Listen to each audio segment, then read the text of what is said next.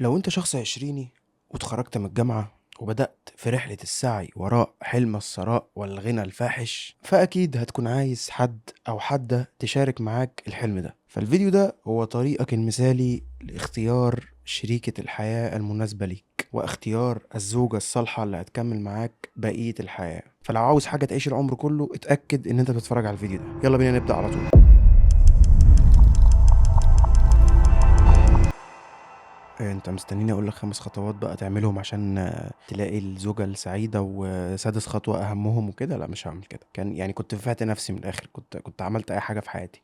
لا لا، مفيش الكلام ده. هو اصلا مفيش حاجة اسمها كده، يعني مفيش ال5 خطوات لاختيار شريك الحياة المثالي والكلام ده كله هلس في هلس، ففكك منه يعني. بس تعالى ندردش ونقعد مع بعضينا 5 جد كده نتكلم فيها عن روتين الشاب المصري، يوميات الشاب المصري لحد ما يوصل للجواز. من الاخر نفهم التايم لاين بتاع حياتي وحياتك وحياة الشباب المصريين كلهم ماشية ازاي. تبتدي بان انت تتولد، ودي حاجة انت مالكش يد فيها، دي حاجة غصب عنك حصلت يعني. تكبر شوية، تدخل المدرسة، تكبر شوية في المدرسة، تعدي كي جي 1 و 2، تخش تانية واولى ابتدائي، تعدي تالتة، تكتشف ان المدرسة انت مينفعش تبقى مميز. يعني مينفعش شعرك يبقى طويل ومينفعش شعرك يبقى قصير، ما ينفعش تبقى تخين وفي نفس الوقت ما ينفعش تبقى رفيع، ما ينفعش تبقى حريف قوي في الكوره وفي نفس الوقت ما ينفعش تبقى ما بتعرفش تلعب. لو شاطر هتبقى من الدحيح، لو فاشل هتبقى من الناس اللي قاعدين ورا. لازم تبقى كده اللي هو فاهم، في النص، لا يمين ولا شمال. من الاخر لازم تبقى شخص عادي عشان تمنع اي سف او هزار، بين قوسين تنمر هيحصل، بس انا ما بحبش الكلمه دي. فالمهم، لازم تبقى شخص عادي في النص. تعال نسمي الشخصية بتاعتنا محمد شاكر، اللي دخل المدرسة وكبر وبقى وسطي وفي النص وعادي، هو محمد شاكر. المهم، شاكر أو محمد دلوقتي بقى في تانية ثانوي، اللي هي بالنسبة له هتكون أمتع سنة في حياته على الإطلاق. شاكر كان علم رياضة، يخلص محمد تانية ثانوي، يخش تالتة ثانوي علم رياضة، يسمع من أبوه ومن عمه ومن أهله ومن خاله: اتعب يا ابني في الثانوية عشان ترتاح في الكلية. الثانوية هي ميدان، ميدان وحواليه طرق، انت في الميدان ده لازم تختار طريقك. وانس ان انت اخترت الطريق ده خلاص هتمشي لوحدك. اتعب اتعب اتعب. فمحمد حاضر يا جدعان، منين التعب وانا اتعب؟ ويقرر ان هو يتعب ويذاكر ويدح ويحفظ يحفظ يحفظ يحفظ. مهم، دخل امتحانات ثانوية عامة، خلص عمل اللي عليه كله طول السنة، قاعد مستني النتيجة في البيت. طلعت النتيجة كام يا محمد؟ كام يا بابا؟ جاب 93%. المهم البيت فرح جدا، محمد كان علمي رياضة، فدي درجة كويسة جدا هتخليه مؤهل ان هو يخش واحدة من كليات القمة في مصر، وهي اما كلية الهندسة، او هو متأثر بكوميونتي المبرمجين وترند البرمجة اللي شغال اليومين دولت فيخش كمبيوتر ساينس. ومن هنا محمد بيقرر ان هو يخش كلية هندسة ويخش منها اتصالات، بحيث ان هو ايه، يبقى ضمن القسمين في بعض، واتصالات عامة احسن يعني. دخل محمد هندسة قسم اتصالات. وطبعا في الاجازة اللي ما بين الجامعة والمدرسة، محمد بيبتدي يرسم طموحاته وأحلامه عن الجامعة، وهي طبعا إيه؟ لايلو لايلو لايلو وطارق مانشستر، وهنخرج مش عارف فين الأسبوع ده، والسبوتاية دي عند مش عارف مين، وهنروح فين وهنيجي منين، وخلاص هنقعد على رصيف الجامعة ونلعب بالجيتار واخرج مع فلانة وعلانة وبتاع. ويكتشف في أول يوم يروح فيه إن الحمد لله إنهم عندهم حمام أصلا في الجامعة. يعني الحالة تصعب على الكافر، والدنيا مش متيسرة خالص. فمحمد يقول الحمد لله، عادي، مفيش مشكلة، الحمد لله كل شيء تمام، أنا تمام. يقعد أول سنة في الكلية يحاول يذاكر، يتعرف على 2 3 كده، بس مش لاقي شلة يمشي معاه، مش لاقي جنج يعني. فأول سنة تعدي عادي، ياخد محمد على الجو، يتعرف محمد على حد وهو اسمه مهند. ليه بقى؟ لأن مهند ده كان معاه في السكشن، هما الاتنين محمد ومهند، ميم ميم ام ام، فاهم؟ فمع بعض في السكشن. فالمهم يروحوا مع بعض المحاضرات، يرجعوا مع بعض بتاع، الدنيا كويسة. تيجي تاني سنة في الكلية، ويروح محمد أول يوم يلاقي كل الناس جاية بشلل شلل شلل شلل. طب يا جدعان انتوا، يعني انتوا عرفتوا تلحقوا تكونوا الشلة دي كلها ازاي في السنة؟ فاهم؟ يستغرب من الحوار ده. فيلاقي كله مع شلة وهو ومهند لوحده. فمحمد يقول عادي، مش مشكلة، دي تاني سنة وعادي، مش قصة، لسه في 3 سنين كمان يعني، لسه نعمل صحاب ولسه ولسه ولسه، عادي مفيش أزمة. فالمهم في تاني سنة دي، محمد بيتعرف على واحدة معاه في السكشن، تعالى نسميها ميرنا.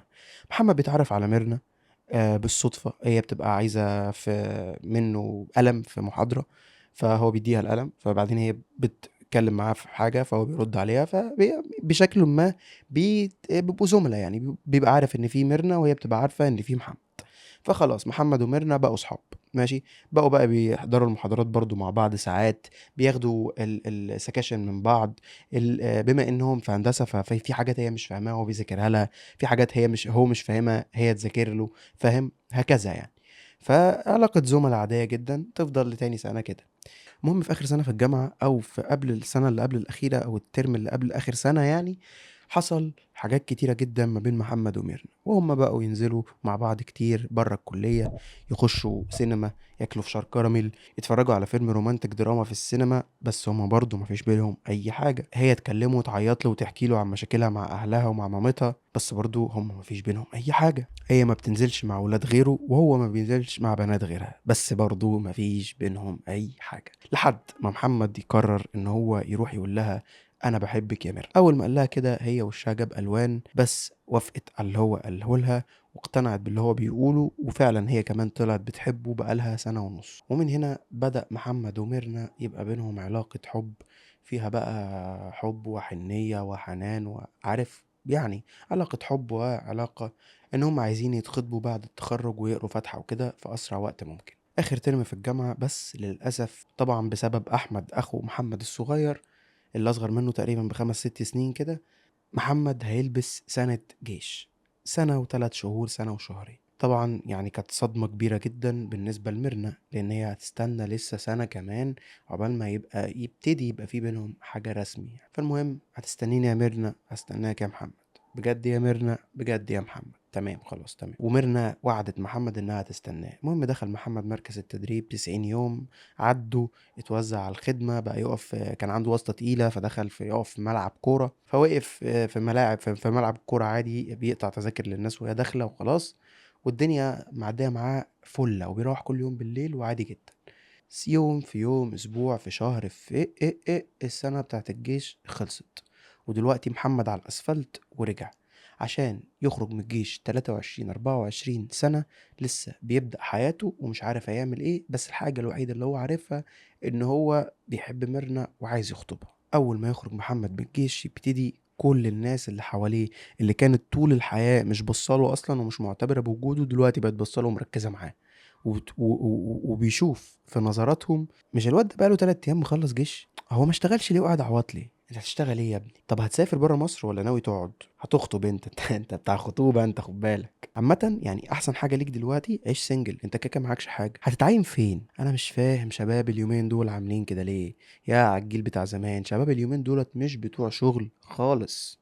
يبتدي محمد يشوف في اللي حواليه نظرات وهمسات نظرات استحقار، واللي هو شايفينه ان هو يا ابني اعمل حاجة يا ابني، فيتضايق جدا ويتضغط جدا ويقرر يروح يقعد مع ميرنا اللي هي برضه في نفس سنه، واللي هي برضه بتواجه ضغوط وتحديات بس من نوع تاني، وهي ان اهلها بيضغطوا عليها عشان تتخطب وعشان تتجوز، ده السلو الطبيعي لأي واحدة. فبتبتدي ميرنا انها تتكلم معاه وتواجهه بان يا محمد لازم يبقى في مجال، لازم تشوف كذا، طب ايه رايك في كذا، طب ايه رايك في كذا، طب بقول لك ايه، طب ما انت الانجليزي بتاعك كويس، ايه رايك ما تشتغل كول سنتر لحد ما الدنيا تظبط؟ محمد يعجب جدا بالفكره ويقول لها فكره كويسه تصدقي.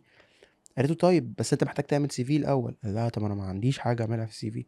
قالت له مش مشكله، بس اعمل سي في وارميه كده هنا وهنا وهنا وهنا وخلاص، يعني مش ازمه. ماشي خلاص. يسمع محمد كلام ميرنا وفعلا يعمل سي في، وما فيهوش غير حاجتين: ورك اندر بريشر وتيم بلاير بس. يبتدي محمد يرمي السيفيهات هنا وهنا وهناك وهناك وهناك وبتاع، لحد ما واحده من شركات الكول سنتر الكبيره جدا في مصر تكلمه ويعمل انترفيو ويتقبل ويبقى جزء من الشركه دي. ولو انت ما اشتغلتش كول سنتر قبل كده، فاحب اقول لك ان هو اللي بيحدده اللغه بس، لو لغتك كويسه جدا مفيش حاجه هتمنعك ان انت تتعين. عشان كده محمد اتعين بمنتهى السهولة، لأن اللغة بتاعته كانت كويسة. اتعين محمد. ولو انت برضو اشتغلت كول سنتر هتبقى عارف ان الشفتات بتاعتها روتيشنال، يعني بتلف من 4 الفجر ل 8 ل 12 الظهر، من 2 بالليل ل 6 الصبح، فاهم؟ 8 ساعات يعني، بس روتيشنال مش ثابتة، بتلف معاك. ف وطبعا اجازتك سبت وحد مش جمعة. فمحمد ابتدى واحدة واحدة ينعزل تدريجيا عن البيئة الاجتماعية اللي كان فيها، اللي ما بقاش فيها غير 2 3 اصحابه مكملين معاه من المدرسة على الجامعة وميرنا. ابتدى ينعزل عنهم واحدة واحدة، بس برضه ما انعزلش عن ميرنا، وبقوا لسه مع بعض ولسه بيتكلموا. المهم محمد يتكلم مع ميرنا وينزل يقعد معاها قعدة جد ويقول لها بقول لك ايه، استني بس الست شهور الجايين دولت يعدوا، وبعد كده انا هاجي اتكلم مع باباكي على طول. بجد يا محمد؟ اه بجد. طب ليش معنى الست شهور؟ قال لها عشان ايه؟ التعين بس، ان انا اتعين بس دلوقتي كده وايه واحس ان الدنيا امان، وبعد كده اجي.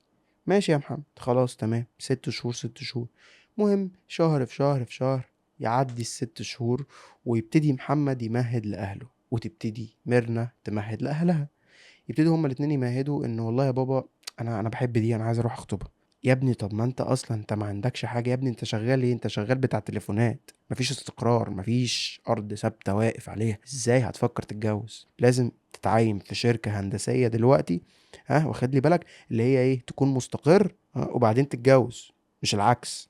يا بابا احنا الجيل الجديد وبتاع الكلام ده خلاص ادم، دلوقتي مفيش الكلام ده دلوقتي يا سكيل، انا الانجليش بتاعي كويس فخلاص فهفضل هناك. يا ابني اسمع كلام، انا كبير وفاهم، انا بقول لك ايه، لازم يكون ارض ثابته، لازم تكون في شغلانه معتبره، مش شغال لي بتاع تليفونات وبتكلم ناس. يا بابا طب معلش، طب يا ماما والنبي قولي له حاجه معلش يعني. وتبتدي امه تقنع ابوه، عشان في الاخر ابوه يقول له بص، اللي بيشيل قلبه مخرومه بتخر عليه، روح اقعد مع الراجل، ولو قالك تمام انا معاك.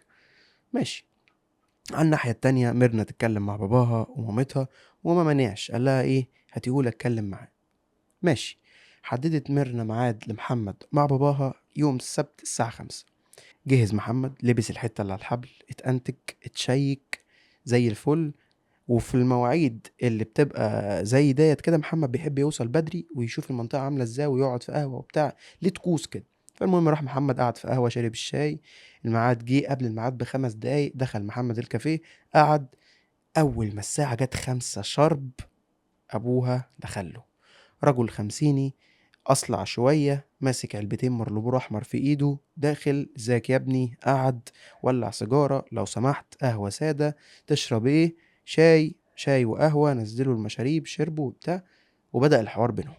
والله يا عمي زي حضرتك، انا اسمي محمد شاكر، ساكن في الف مسكن، وفي كل يعني اتخرجت من هندسه اتصالات، مجموعي جيد مرتفع، وخلصت الجيش الحمد لله، وبشتغل دلوقتي كول سنتر في شركه من شركات الكول سنتر الكبيره جدا. والحمد لله يعني. بس انا كده كده بدور على شغل في هندسه وبتاع، وبشوف مجالات يعني ان شاء الله باذن الله هشتغل في هندسه يعني. مرتبك كبير، اسمع، بتوع الكول سنتر دولت مرتباتهم بتبقى كبيره يعني، مرتباتهم بتبقى بالنسبه لواحد متخرج بتبقى حلوه يعني.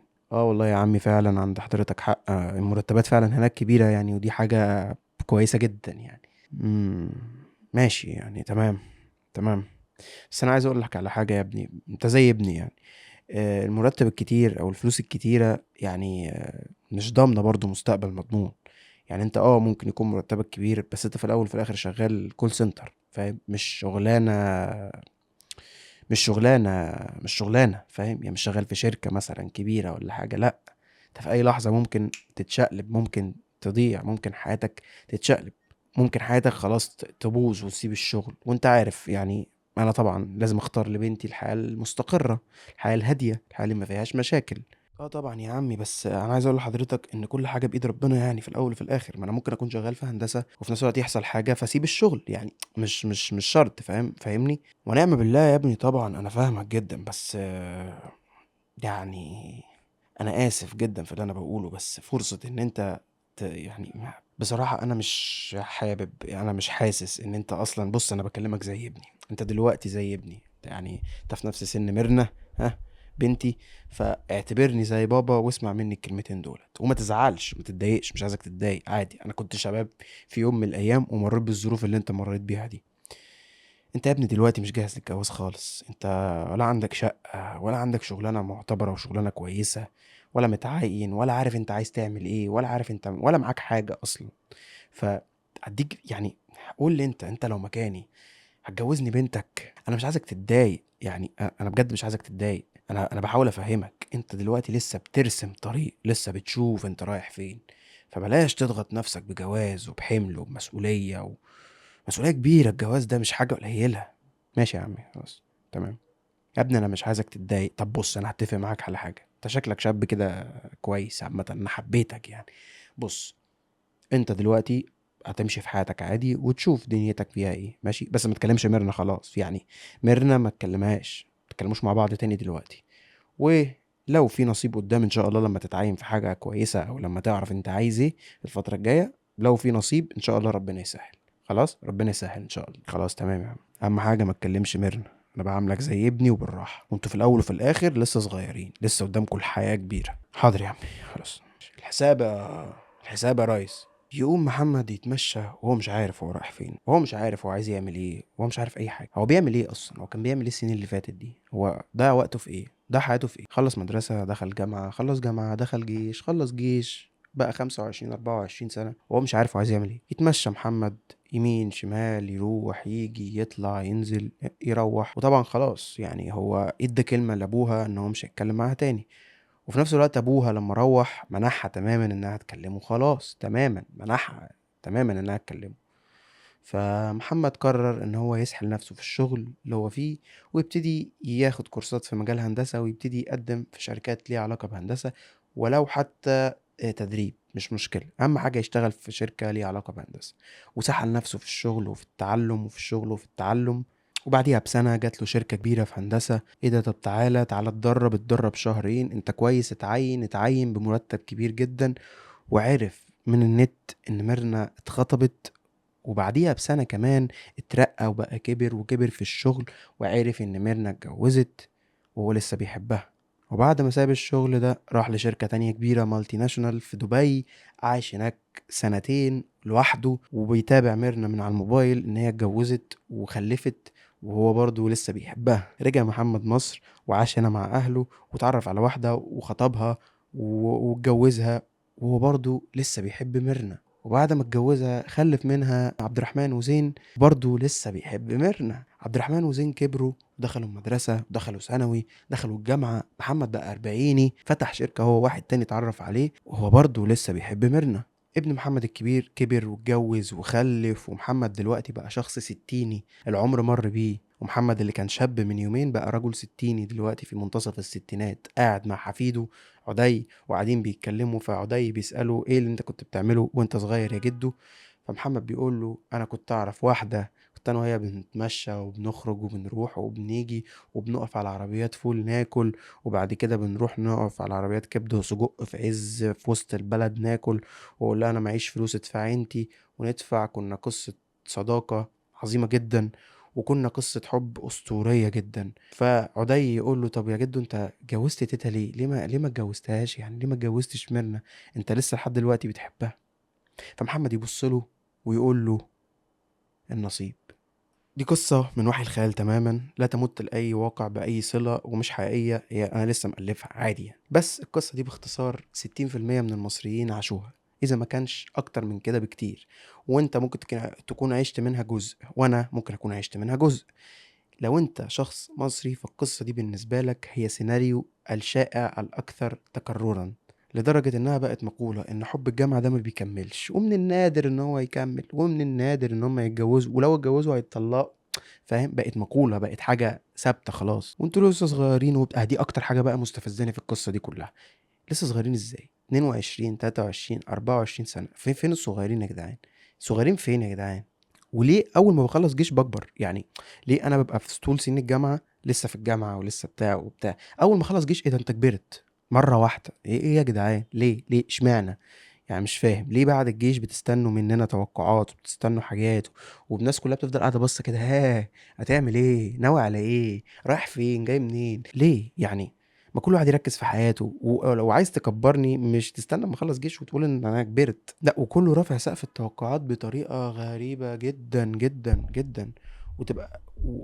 ويبقى الشخص لسه مخلص جيش ومش عارف هو عايز يعمل ايه. ايه ده؟ انت ازاي مش عارف انت عايز تعمل ايه؟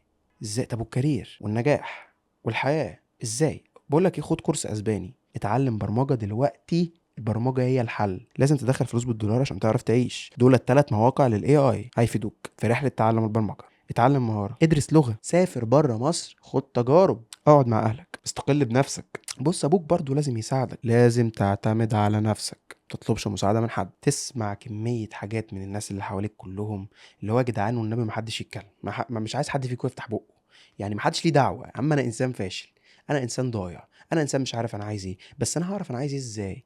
امتى؟ انا لسه بجرب، لسه مش عارف، لسه بجرب، ده بلاقي شغال، بجرب ده بلاقيه مش شغال، بروح هنا انفع هنا منفع، بجرب بكتشف. بس اللي انا عارفه ان انا بحب الشخص ده فعايز اتجوزه او عايز اخطبه.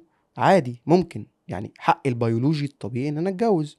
في مره كنت في مكان ما مع ناس صحابي، في حد كان معاه كلب، فالكلب كان عمره يعني سنتين او عنده سنتين. وانت لو ما تعرفش سنة الكلب ب7 سنين من بني آدم، يعني تقريبا عنده 14 سنة 15 سنة 16 سنة لو هو بني آدم يعني. فقاعدين وبتاع، فواحدة بتتكلم يعني، واحدة امرأة يعني، تسأل صاحب الكلب ده، بتقول له انت الكلب ده اتجوز ولا لا؟ فقال لها لا. قلت له يا لهوي، سنتين وما جوزتهوش؟ طب ما انتوا شطار اهو يعني، طب ما انتوا، طب اشمعنى احنا يعني؟ يعني اشمعنى لما انا اقول انا عايز اتجوز، انت لازم ولازم ولازم ولازم، والكلب حرام يعني، حزم الجرجير ما حرام برضو يعني عادي. ايوه يعني انا دلوقتي ممكن يعني انا اتجوز عادي انا كمان؟ لا. طب ما الكلب هيتجوز، ايوه ده كلب، انت هتقارن نفسك بكلب؟ لا، كلب ما عندوش حساب في البنك، كلب ما عندوش استقرار مادي، كلب ما معهوش مهاره بتدخل فلوس بالدولار، كلب ما يعرفش 3 مواقع للاي اي، كلب ما يعرفش اي حاجه من الحاجات دي كلها. ساعات وانا قاعد بتخيل حاجات كده، وبتخيل واقع افتراضي تاني مختلف عن الواقع اللي احنا عايشين فيه، وهو ان ماذا لو واحد شاف واحده حتى من بعيد، ما فيش اي تلامس وما فيش اي كلام، ما فيش اي حاجه بينهم، شاف واحده معاه في الجامعه، عايز يتجوزها، عايز يخطبها، جايز تطلع مناسبه ليه، قرر ان هو يروح يقول لها انا عايز اقابل اهلك، راح قابل اهلها وهو لسه في الجامعه، قال لهم بقول لكم ايه يا جماعه، انا عايز اخطب بنتكم. تمام يا ابني، تعالى هات اهلك. اهله واهلها جم قعدوا اتكلموا، نتخطب، اتخطبوا، قعدوا في الخطوبه لحد ما اتخرجوا من الجامعه. اول ما اتخرجوا من الجامعه، هو اتفق معاه ان هو يروح يعيش هما الاتنين في بيت اهلها، في بيت اهله فترة. قعدوا في بيت أهله حوالي 6 7 8 9 شهور. الفترة دي خلصت، بعد كده راحوا عزلوا، أجروا بيت، ده بعد ما اشتغل. أجروا بيت بالإيجار عادي، عاشوا فيه. بعد ما أجروا بيت الدنيا اتطورت شوية، 3 4 سنين، واشتروا الشقة التمليك بتاعتهم، والدنيا مشيت. ليه الحياة مش سلسة كده؟ ليه الحياة مش سهلة كده؟ ليه مش بندي يعني؟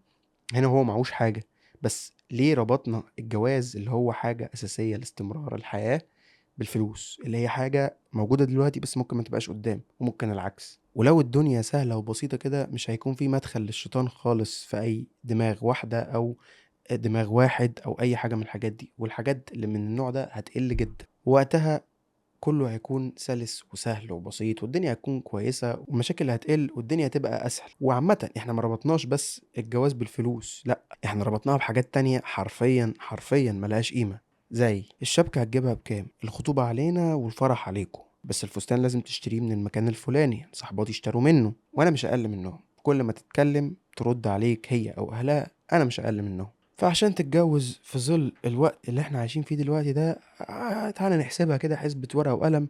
هنجيب شبكة بتقريبا 70 ألف جنيه، يعني ده الافرج من 50 ل70. تعال نقول 60 ألف جنيه، وبرضه ممكن توصل ل100 وتعدي. وطول بقى فترة الخطوبة خروجات وفسح وصرف هناك وصرف هنا، وعيد العمال تجيب لها تورتة، عيد تحرير طبقة تصفرها، عيد مش عارف ايه، فاهم؟ تقعد تبهرها يعني، تقعد تصرف تصرف تصرف تصرف. بس تدوروا على شقة اللي هي حاجة مهمة جدا، ده احتياج طبيعي، تصرف لك حوالي 2 3 مليون جنيه. وطبعا مش هتدفعهم مرة واحدة، هتقسطهم أو هتعملهم تمويل عقاري على مدى 30 20 25 سنة، وتبتدي تدفع اقساط شهريا كل شهر. وطبعا الخشب عليك، والأجهزة عليهم، والرفايع برضو عليهم. تاخد صاحبك تروحوا دمياط، تقعدوا هناك، تشوفوا الخشب عامل كام، تتفق مع حد. بعد كده تاخد بقى أهلها وهي، وتروحوا وتوري لها الخشب وتوري لها الحاجات. يجي وقت الفرح، طبعا هي عملت الخطوبة، فالفرح على سيادتك تعمل الفرح، تحجز في قاعة تقريبا تمنها 250 ألف جنيه. فقرة التورتة، فقرة الفيرست لوك، فيرست لوك وانت تعرفها بقالك 10 سنين اصلا، بس لازم تعملوا الفقرة دي، لازم تعملوا فوتو سيشن، فيلم قصير، لازم تعملوا فيلم قصير عن حياتكم وتعرضوه في الشو، في السلايد شو الكبيرة. ده غير طبعا الحاجات الغبية اللي بتحصل دلوقتي زي البروبوزال، تقعد بقى تنزل على ركبتك وتعمل كده، الكلام اللي جاي من بره متصدر لنا، بس احنا عشان حمير بناخد الكلام زي ما هو وبنشفطه وبنقلده.